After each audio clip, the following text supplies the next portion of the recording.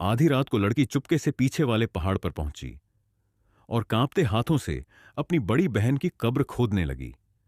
लेकिन जैसे ही उसने ताबूत का ढक्कन खोला, उसकी चीख निकल गई, क्योंकि अंदर बहन की लाश थी ही नहीं।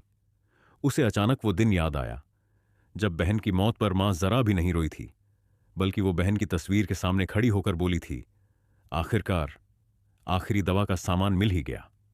इसके बाद मां ने कुछ अजीब सा पाउडर आग में डाला और कुछ दिनों बाद पूरे गांव में एक खास सुगंधित गोली बिकने लगी, जिसका नाम था 7 खुशबुओं वाली दवा। कहा जाता था कि जो भी लड़की इसे इस्तेमाल करे वो पल भर में बेहद खूबसूरत बन जाती है। उसके शरीर से ऐसी खुशबू आती जो लोगों को दीवाना बना दे। लेकिन लड़की समझ चुकी थी, वो खुशबू बिल्कुल उसकी बहन जैसी थी। धीरे धीरे गांव के लोग उस दवा के दीवाने हो गए। लेकिन लड़की को सब कुछ अजीब लगने लगा, क्योंकि मां ने उसे कभी वो दवा छूने तक नहीं दी। यहां तक कि घर के पीछे बने गुप्त कमरे में जाने की भी मनाही थी। उसे हमेशा बहन की मौत पर शक था। मां कहती थी कि बहन पहाड़ से गिरकर मरी है, लेकिन खाली ताबूत देखने के बाद लड़की को यकीन हो गया कि बहन की मौत हादसा नहीं थी। असल में बचपन से मां दोनों बहनों के शरीर पर एक खास सुगंध लगाया करती थी, जिससे उनके शरीर से हमेशा खुशबू आती रहती।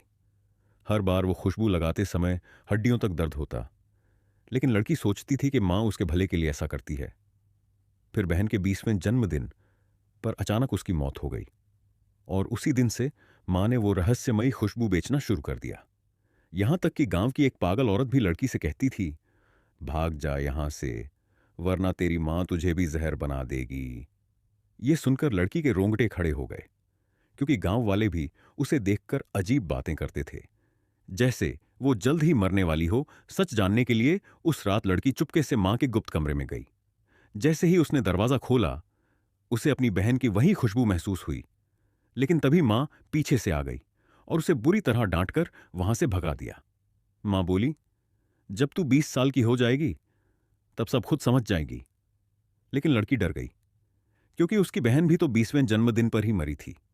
अगली सुबह गांव वाले फिर दवा खरीदने पहुंचे।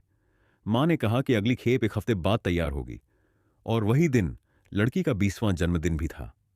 अब उसे पूरा यकीन हो चुका था कि अगली दवा वही बनने वाली है। डर के मारे लड़की ने उसी रात घर से भागने का फैसला किया, लेकिन दरवाजे पर मां ने उसे पकड़ लिया। इस बार लड़की ने हिम्मत करके सब पूछ लिया, क्या दीदी को मारकर वही दवा बनाई गई थी और अब मेरी बारी है? लेकिन मां बिल्कुल शांत रही।